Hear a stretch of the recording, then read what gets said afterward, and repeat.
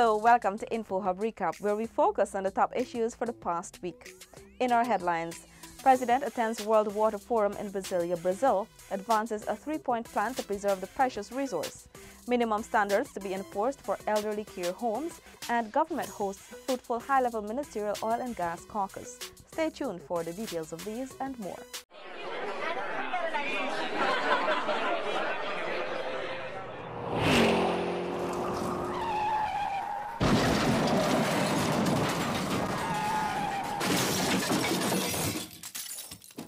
We begin with the news that President David Granger attended the 8th World Water Forum in Brasilia, Brazil. The president advanced a 3-point action agenda to enhance commitment to pay continuous attention and unceasing action, not only to occasional conferences, collaboration among states, especially neighbors which share the waters of rivers, and conservation of water resources, and the protection of the environment everywhere in order to maintain the integrity of the Earth's rivers and lakes. At stake is nothing less than humanity itself, he further noted. The World Water Forum is the world's biggest water-related event and is organized by the World Water Council. Its mission is to promote awareness, build political commitment, and trigger action on critical water issues at all levels, to facilitate the efficient conservation, protection, development, planning, management, and use of water in all its dimensions on an environmentally sustainable basis for the benefit of all life. President Granger returned to Guyana on March 20. On Friday last, Demerara Distillers Limited signaled its confidence in the economy with the opening of the first of 4 new warehouses, which forms part of an expansion plan. Gabriela Patram was there and has more in this report. Acting Prime Minister and Minister of Foreign Affairs Carl Greenidge lauded the Demerara Distillers Limited DDL construction of its new warehouse as a commendable one that will facilitate growth and expansion. The senior minister was at the time delivering the feature address during the commissioning of the expanded rum aging warehouse M at Plantation Grey Diamond, East Bank, Demerara. Put up this warehouse, which not only means an increase in production capacity, but an increase in employment. For Guyana today, the minister noted that change and competitiveness are crucial if Guyana is to survive in the international market.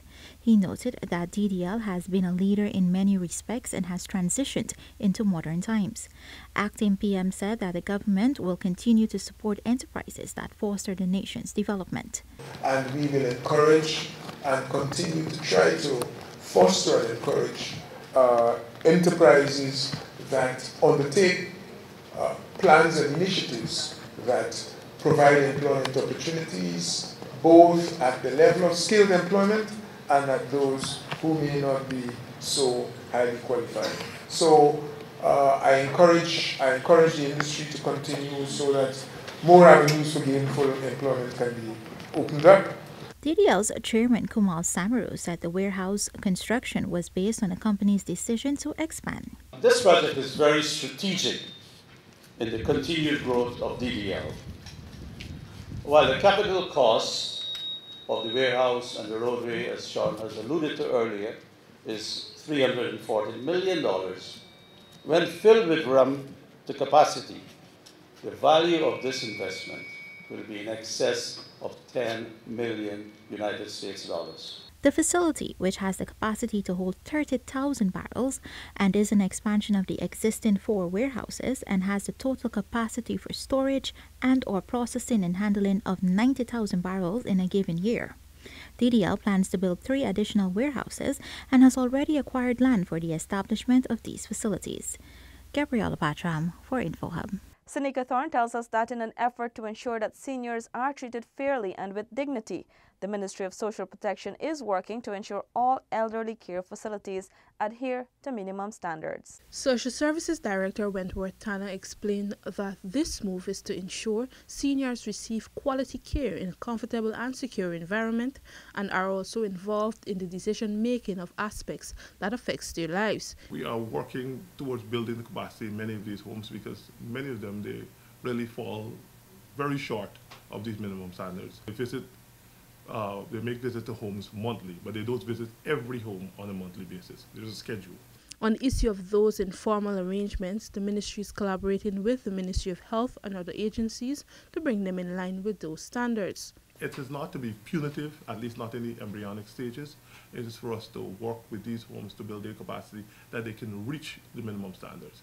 The director noted that the intention is not to penalize those homes, but rather to work with them so that they can provide the best quality services to the country's seniors. Seneca Thorne for InfoHub. There was a media sensitization workshop held to strengthen reporting on environmental issues, particularly increasing awareness and understanding of the Rio Conventions and their mainstreaming. Stacey Carmichael brings us the details. The Department of Environment, Ministry of the Presidency, in collaboration with the United Nations Development Programme, Global Environmental Facility, UNDP-GEF, is implementing the project, strengthening technical capacities to mainstream and monitor Rio Convention implementation through policy coordination. As a component of the project's activities, a media workshop was on Monday held at Park Rain aimed at strengthening reporting on local, regional, national, and global environmental issues and their relevance to Guyana. The workshop is also expected to increase awareness and understanding of the 3 Rio Conventions and their mainstreaming locally. Project Coordinator and Manager, Department of the Environment, Michelle Klaas, explains. The 3 conventions that will be focused on today are the United Nations Convention on Biological Diversity, the UNCBD, and this was ratified on the 29th of August 1994. And the focal point agency is the Environmental Protection Agency. The focal point meaning that this agency is responsible for all the obligations that Guyana signed on to for this particular convention. Another convention that will be discussed today is the United Nations Framework on Climate Change, the UNFCCC. And this was ratified on the same date as the UNCBD, which is on the 29th of August 1994. And the focal point agency is the Office of Climate Change. The third convention is the United Nations Conventions to Combat Desertification, UNCCD, which was ratified on June 26, 1997. The focal point agency is the Guyana Lands and Surveys Commission. The importance of the Green State Development Strategy, GSDS, to the national development trajectory was reiterated by Stakeholder Management Coordinator, Department of Environment, Aretha Ford. In our GSDS, it's founded on principles that are enshrined in the green economy. So it's founded on principles of social cohesion and inclusion. It's founded on principles of good governance and transparency, on having a decarbonized economy. It's founded on all those things that you would find in a green economy. The GSDS is also based on Vision 2030. Ford implored that the media cover events related to environmental issues in an effort to not only improve public awareness, but to highlight how climate change can affect each citizen. For InfoHub, Stacey Carmichael. Long-awaited rehabilitation works on Christianburg Primary School in Linden will finally be undertaken. We now bring you that report from Renetta LaFleur. Over the years, members of the Parent Teachers Association of the Christianburg Primary School have decried the deplorable conditions which posed a threat to the safety of both students and teachers. Following a visit and assessment of the school's condition, Minister of Communities Ronald Vulcan pledged to have the repairs expedited. To learn once more from residents the inconvenience that it is posing, because their children have to travel a few miles to, I believe, to St. Aidan's, and of that inconvenience. So it has been recognized as a priority for the regional administration for the rehabilitation of that Christianburg Primary School, and I have committed to looking into that issue and addressing it. The minister, who held a joint local democratic organs consultation with the Region 10's Regional Democratic Council, Mayor and Town Council, and the Kwakwani Neighborhood Democratic Council over the weekend, also visited the Wisma Market, which needs repairs. There's a request for some other support. I think that the valleys on the roof, that in the periods of heavy rainfall, that there are some leaks, and the engineers are going to look into that issue to see what assistance and how immediate can be offered to address that particular problem. There's also a request for a second or a mezzanine floor that can allow for some other vending activities, probably I gather so like some fast food activities. This would also be looked into by the ministry. The minister promised that other issues raised at the meeting will be given serious consideration and brought to the attention of the relevant authorities so that they can be addressed. Ronetta LaFleur for InfoHub. A major fire was averted at the GPL Kingston plant on Monday afternoon. Renetta joins us again. The fire reportedly started around 14:30 hours. Fire Chief Marlon Gentle explained that ranks were immediately activated when the fire service became aware of the fire. 5 units were dispatched, including water support and foam tenders. When they got here, they encountered a truck on fire, and the fire had already spread to a holding area that contained what appears to be bunker C fuel or some type of fuel. We were able to contain the fire using our firefighting resources as well as the in-house firefighting resources of the power company. A truck, some pipes, and some other equipment connected to the generation facility were damaged.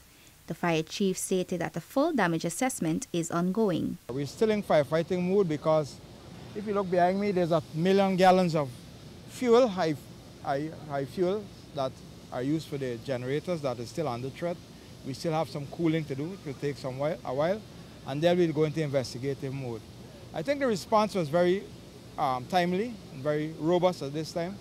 We have been doing a lot of in-house exercises with the GPL and the Demerara Power Company over the last 2 or 3 years, and definitely this was not a rehearsal, but we were able to do a proper response and a timely response to this facility. According to the crime chief, a special type of intervention was necessary to bring the situation to normalcy. From GPL's Kingston Power Plant, I am Ronetta LaFleur for InfoHub. Guyana will for the first time host the 2018 International Civil Aviation Organization Air Transport Conference. The 5-day conference, which will be held in November, was earned following the improvement in Guyana's compliance with ICAO.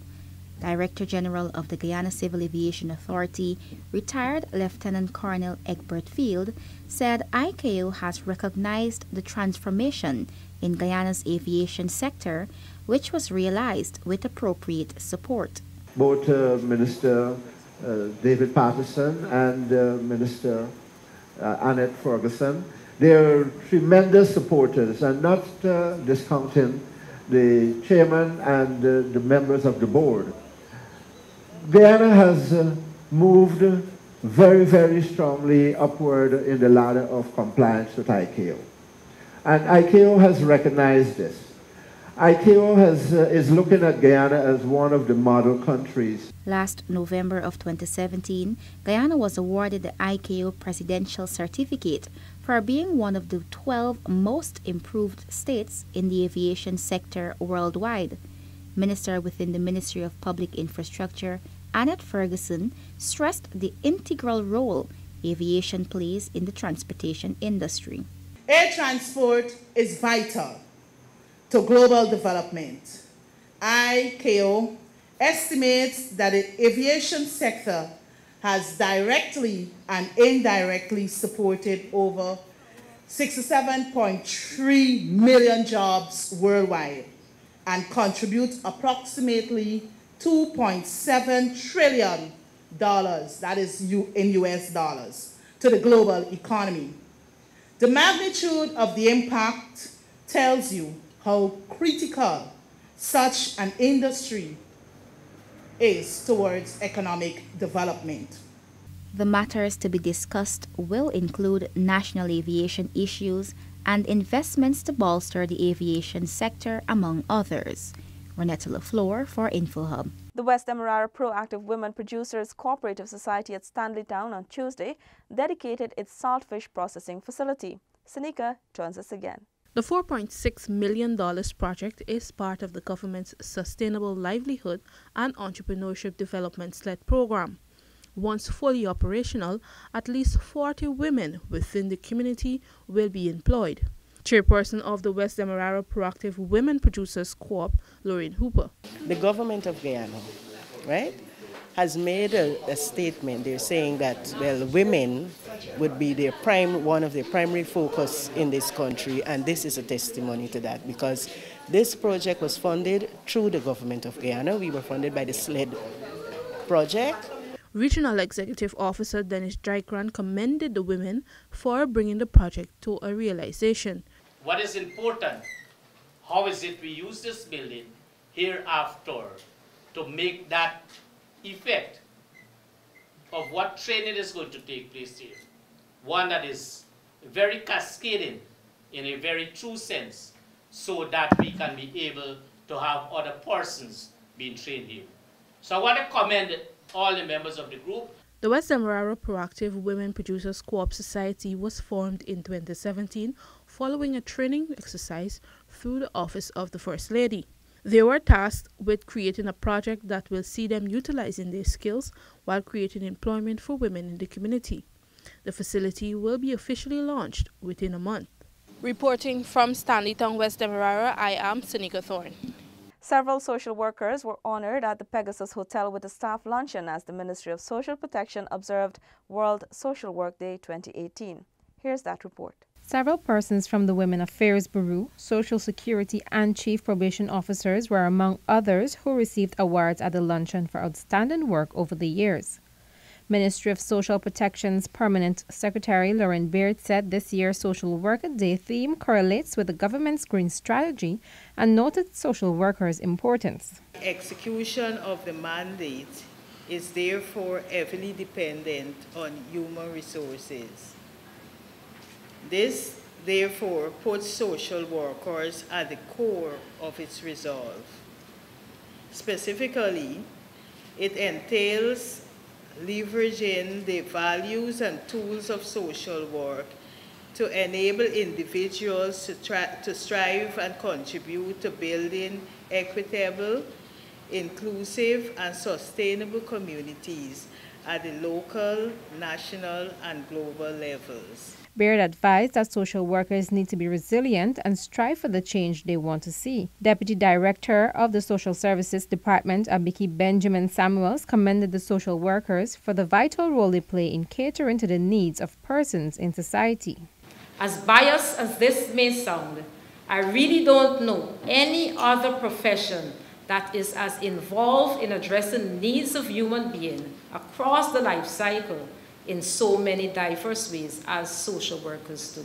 Regional social services representatives attended the event. This year's Social Work Day is being celebrated under the theme Promoting Community and Environmental Sustainability. Crystal Stahl for InfoHub.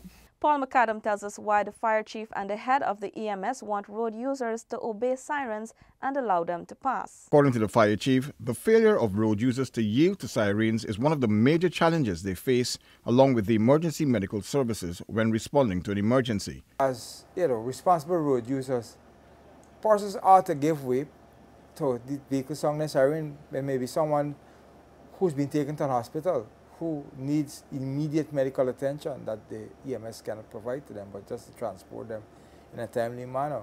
And any delay, of course, puts that person's life more on the line. Similar sentiments were also echoed by Medical Director of the EMS, Dr. Zulfikar Box.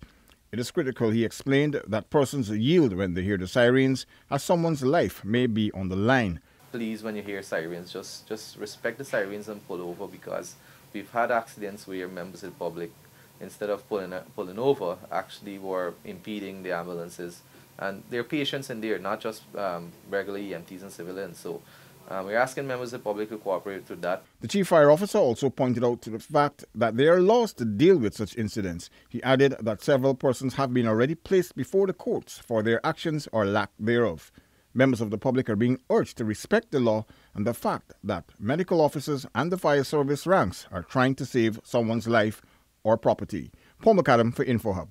The 24th Inter-American Ministerial Congress on Tourism of the Organization of American States began on Wednesday, March 21.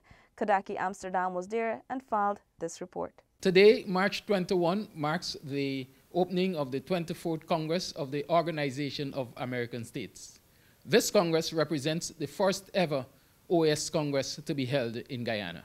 In brief remarks, President David Granger urged the gathering of ministers and high officials of tourism to seek solutions to ensure increased annual tourist arrivals to the Americas. This Congress can do so by protecting the Americas' natural capital, by developing a concerted approach to the environment, by promoting increased connectivity between tourist destinations, by encouraging the development of infrastructure, and providing smaller states, particularly the small island states of the Caribbean, with easier access to capital for investment to build a more resilient industry. The head of state further encouraged the protection of the region's tourism assets from the threats of transnational crime, such as trafficking in persons, illicit drugs, and cybercrime. This, he said, will ensure safer destinations for visitors and citizens alike. The Americas are endowed with unspoiled islands, grasslands, wetlands, waterfalls, lakes, rivers, and rainforests. These are all the habitat of unmatched flora and wildlife. The Americas must protect and preserve these priceless assets for the benefit of present and future generations. Kidaki Amsterdam for InfoHub. President David Granger says capacity building and prudent management of oil resources is important to the development of the oil and gas industry. Tiffany Rogers was at the Special Cabinet Caucus examining petroleum management and filed this report. The head of state says the country has to walk on two legs, preserving Guyana's green state and ensuring oil production benefits current and future generations. This, he notes, requires all Guyanese. We need to mobilize not only national will, but national resources. This is going to be the single largest industry in Guyana. A country of over just about 750,000 people. We need to ensure that our resources are mobilized so that every Guyanese understands the importance of petroleum. And although many of us might have grown up in a colony where the commanding heights of the economy were owned by foreigners, we have to understand that this industry, from the start, is Guyanese. President Granger stressed investment in education, development of administration, and legislation to protect citizens from the adverse aspects of the exploitation of the oil resources is critical. I view that we need to start with education. Many people are dazzled by the prospect of petroleum wealth. We need to educate ourselves as a cabinet, as a government, and the population as a whole, to take a sober approach to the exploitation of this valuable resource. We need to create the organization, the structure that will manage this resource. President Granger was speaking at the opening of a special cabinet caucus facilitated by Chatham House. The Special Cabinet Caucus was organized by Minister of Natural Resources Raphael Trotman, who says the session seeks to develop a roadmap for the government in preparation for oil production in 2020. We need a synthesis of ideas that form themselves into a practical and attainable plan of action. We need as well the ability to speak a new language, a lingua franca, so to speak, and all together at the same time, and to be able to communicate that effectively. Cabinet was briefed by global thinkers and experts on natural resource management. The feature presentation on managing the impact of natural resources was done by renowned Professor of Economics and Public Policy, Paul Collier. For InfoHub, Tiffany Rogers. We end by telling you that Acting Prime Minister Karl Grunic described the high-level ministerial caucus on the oil and gas sector as an exercise in realism, which addressed in detail the peculiarities of the sector and how the resources can be prudently managed. Stacey joins us once again with the details. The Ministerial Caucus featured presentations by a number of experts in the field, including renowned Professor of Economics, Oxford University, Sir Paul Collier. The discussions allowed President David Granger and ministers to grasp an understanding of what is happening internationally as it relates to oil and gas. Acting Prime Minister Karl Grunic, speaking on Wednesday at the close of the event, said discussions focused on many of the issues Guyana currently faces as it prepares for the new industry. Of what the analysis by the experts is about what to look out for, how to decide on policy, and so forth. The full spectrum of things, including how to deal with the sometimes what appeared to be the predations or ravages of a press. And in a lot of things, they draw into our attention that what we may regard as peculiar happenings in Guyana as regards arrangements in the petroleum sector, whether it is our agreements, contracts, or the behavior of the press or attitudes of the public, are not peculiar. Minister of Natural Resources Raphael Trotman said the event achieved its objective of having informal, uninhibited discussions with the experts on oil and gas governance, wealth resource management, sovereign wealth funds, and effective communication with citizens. Oil and gas governance, wealth resource management, sovereign wealth funds, communicating with the people, how do we involve them some more, how do we put aside suspicions about, all kinds of backdoor deals and so forth. So it was good for us to talk amongst ourselves. It was good for us to talk to experts about what obtains elsewhere and to realize as well that we are not far off the radar or that we are no different place than other countries were 2 years after discovery was made. Similar sentiments were expressed by Minister of Public Security Kemraj Ramjatan. It has opened our eyes to the extent of understanding the difficulties in oil sector can be to the country and to the people, and how to manage expectations, how to do a number of the good governance of the oil sector, how to set the structures, the frameworks, and how to get the organization right, and what are some of the special needs that will apply to the peculiarities of Guyana, especially with the context of a Venezuelan or a Western neighbor. Meanwhile, Minister of Public Infrastructure David Patterson highlighted the areas his ministry will be focusing on. We should be concentrating on the core infrastructure projects, energy, roads, linkages, bridges, and those things like that. To link our coast and our hinterland and to make the place more accessible to our people. So that was the message which I took, and obviously which I'm going to try work to implement going forward. For InfoHub, Stacey Carmichael. You have been watching another edition of InfoHub Recap. Join us again next week when we bring you a roundup of the week's top stories. Goodbye. The future of Guyana has never looked better. Our nation is on the cusp of a development program like never seen before. While Guyana is now emerging as an energy giant through the discovery of massive reserves of oil and natural gas, it is your government's intention that the huge benefits emerging from this will go where it matters most, to you, the people of this beloved country. There is a surge of confidence in the way Guyana is governed once again, and the level of investor interest is unprecedented. Guyana is poised to become the breadbasket of the region, and the pace at which this nation will grow through prudent fiscal management will be nothing short of impressive. But more than anything else will be the way every Guyanese, regardless of color, class, or creed, becomes a part of this historic period of national transformation, sharing in the wealth and well-being of it all as one Guyana.